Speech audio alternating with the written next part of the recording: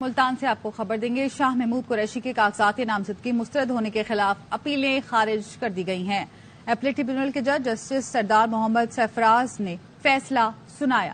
مرزا احمد علی ہمارے ساتھ موجود ہیں، ان سے مزید جانیں گے، اپڈیٹ کیجیے گا۔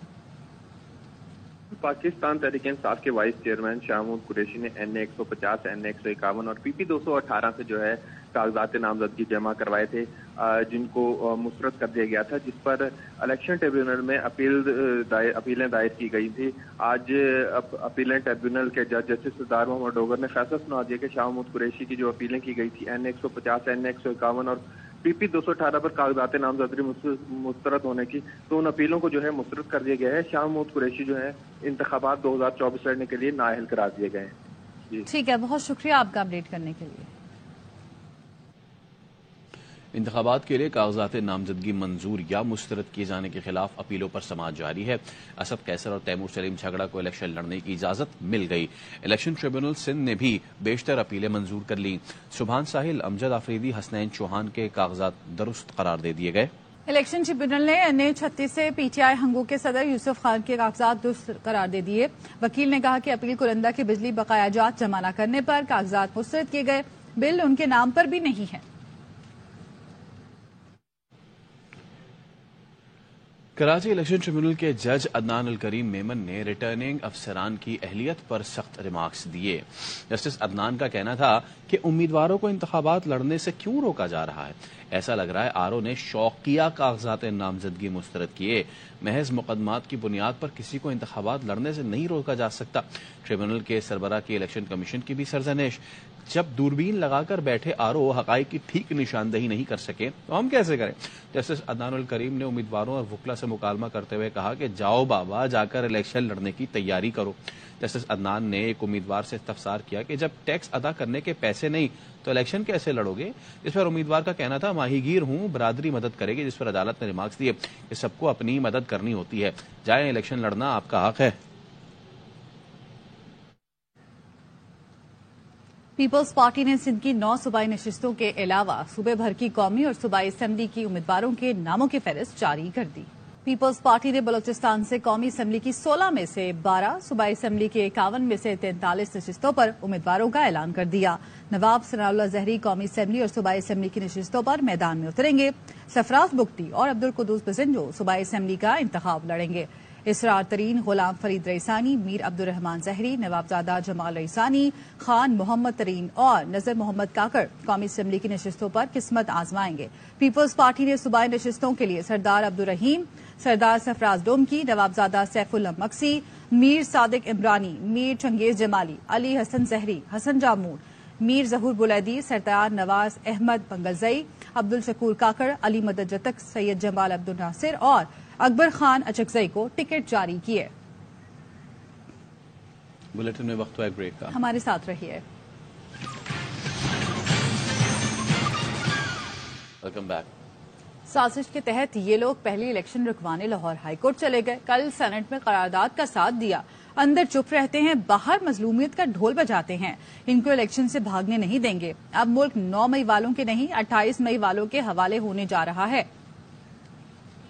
سازش کے تحت پہلے لاہور ہائی کورٹ چلے گئے الیکشن رکوانے کے لیے، کل سینٹ کی قرارداد کا ساتھ دیا اور بار بار کے شور کرتے ہیں کہ ہم نے الیکشن لڑنا ہے اور ہمیں لیول پلینگ فیلڈ نہیں دی جائے۔ پارلیمنٹ سے بھاگنے والا، عدالتوں سے بھاگنے والا الیکشن سے بھاگ رہا ہے۔ پاکستان کی عوام کو الیکشن چاہیے، اندر چپ رہتے ہیں، باہر آ کے ڈھول بجاتے ہیں مظلومیت کا، ان کو الیکشن سے بھاگنے نہیں دیں گے۔ اب ملک 9 مئی والوں کے نہیں 28 مئی والوں کے حوالے ہونے جا رہا ہے انشاءاللہ۔ اور یہ جو 9 مئی والے ہیں نا، 3 دن پہلے آ کے کیا بیان دیا ہے، میں چھوڑوں گا نہیں، اور یہ بات تو تم 2011 سے کر رہے ہو، میں چھوڑوں گا نہیں۔ مکافات عمل اور اللہ تعالیٰ کی پکڑ میں ہو اور کہتے ہو آرٹیکل 6 لگے گا۔ 9 مئی والوں کے چہروں کو عوام جانتی ہے جن پر آرٹیکل 6 لگنا چاہیے۔ الیکشن تو اب 8 فروری کو ہوگا۔ دوسری جماعتیں روئیں، پیٹیں یا چیخیں۔ سانحہ 9 مئی کے واقعات پر نگراں وزیر قانون کی سربراہی میں کابینہ کمیٹی قائم کر دی گئی۔ وزیر اعظم کی ہدایت پر قائم کمیٹی 9 مئی کے واقعات کا جائزہ اور آئندہ ایسے واقعات کی روک تھام کی سفارشات تیار کرے گی۔ داخلہ، اطلاعات، انسانی حقوق کے وزیر کمیٹی کے رکن ہوں گے۔ کمیٹی قیام کا نوٹیفیکیشن جاری کر دیا گیا۔ परवेज इलाही की तबीयत फिर नासाज, अडियाला से रावलपिंडी इंस्टीट्यूट ऑफ कार्डियोलॉजी मुंतकिल कर दिया गया। जेल जराये का कहना है परवेज इलाही को सीने में इन्फेक्शन की तशखीस हुई, उनके मजीद कुछ टेस्ट करवाए जा रहे हैं। परवेज इलाही का RIC में मुकम्मल तिबी मुआयना किया जाएगा। इस्लामाबाद में सुन्नी उलमा काउंसिल के डिप्टी जनरल सेक्रेटरी को शहीद कर दिया गया। मौलाना मसूदुर रहमान पर मोटरसाइकिल सवारों ने फायरिंग की। गौरी टाउन में पेश आए वाकये की एक और CCTV फुटेज मंजर आम पर आ गई, जिसमें देखा जा सकता है कि मोटरसाइकिल सवार मुलजिमान बीच चौराहे गाड़ी में इंतहाई करीब से गोलियां बरसा रहे हैं। फायरिंग के नतीजे में मौलाना मसूद का ड्राइवर भी जख्मी हुआ। मौलाना मसूदुर रहमान गाड़ी में रावलपिंडी से इस्लामाबाद अपने घर वापस आ रहे थे। तर्जुमान इस्लामाबाद कैपिटल पुलिस का कहना है कि CCTV कैमरास की मदद से मुलजिमों का सुराग लगाया जा रहा है।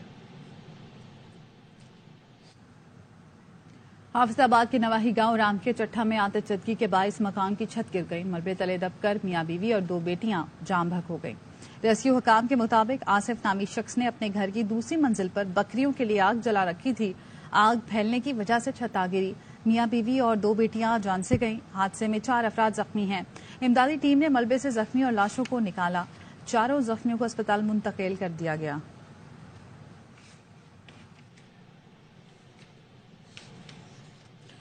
गजा का मजमूई सिक्योरिटी कंट्रोल इसराइल अपने पास रखेगा। इसराइल के वजीर दिफा ने गजा में मुस्तकबिल की हुक्मरानी से मुताल्लिक तजावीज पेश कर दी। गजा में फलस्तीनियों की हुक्मरानी महदूद कर दी जाएगी। गजा का नज़्म व नस्क इस जंग के बाद हमास के हाथ में नहीं बल्कि तमाम तर मामलात की निगरानी इसराइली इंतजामिया खुद करेगी। हमास का कहना है हमास फलस्तीनी अवाम और कौम का लाजिम हिस्सा है। इसराइल गजा की मिट्टी में डूब रहा है। अमरीकी इंतजामिया गजा के खिलाफ जारियत में शराकतदार है। फ्रांसीसी वजीर खारजा का कहना है कि गजा फलस्तीनी सरजमीन है, इसके मुस्तकबिल का फैसला इसराइल ने नहीं करना। हमें बैनुल अक़वामी कानून का एहतराम करने की जरूरत है। खबरें और भी हैं, लेकिन यहाँ वक्त हुआ है एक ब्रेक। हमारे साथ रहिए।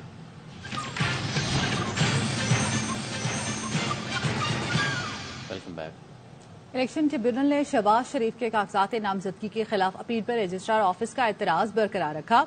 फाजिल जज ने कहा कि ऑफिस से एतराजात दूर किए बगैर अपील काबिल समाअत नहीं है।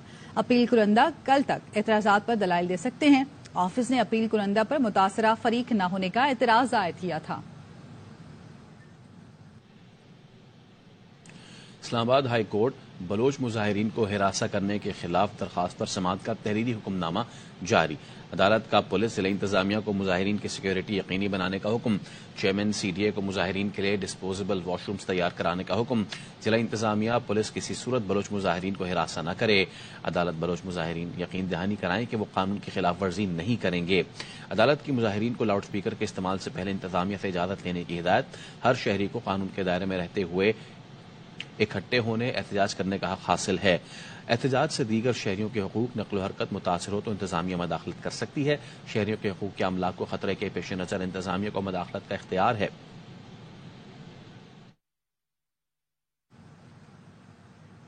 इस्लामाबाद इंटरनेशनल एयरपोर्ट पर बुजुर्ग और मुसाफिरों की सहूलत के लिए बिला मुआवजा मसाज कुर्सियां नस्ब कर दी गई हैं। मुसाफिरों ने इस इक़दाम को खुशाइंद करार दिया है। मजीद जानते हैं मोहम्मद सलाउद्दीन की रिपोर्ट में। इंटरनेशनल एयरपोर्ट पर ऐसी मसाज कुर्सियां नस्ब की गई हैं जिन्हें बुजुर्ग और मुसाफिर बिला मुआवजा इस्तेमाल कर रहे हैं। बहुत कंफर्टेबल है एंड इट्स वेरी रिलैक्सिंग। ये तो बहुत अच्छी सर्विस है। I mean, it's quite refreshing for for passengers.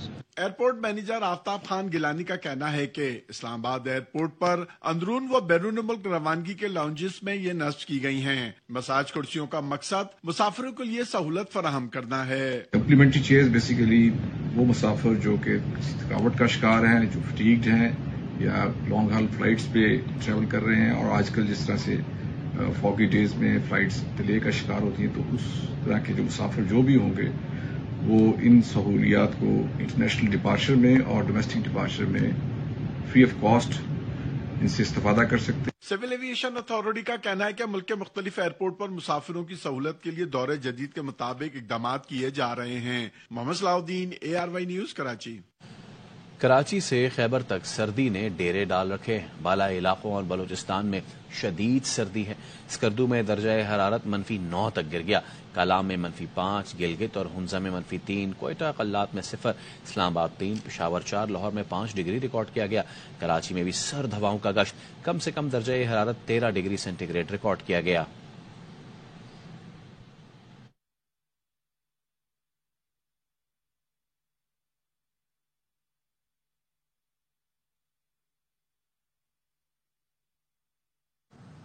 سردی کی شدت میں اضافے کے ساتھ ہی محکمہ تعلیم سندھ نے صوبے بھر میں اسکولوں کے اوقات تبدیل کر دیے.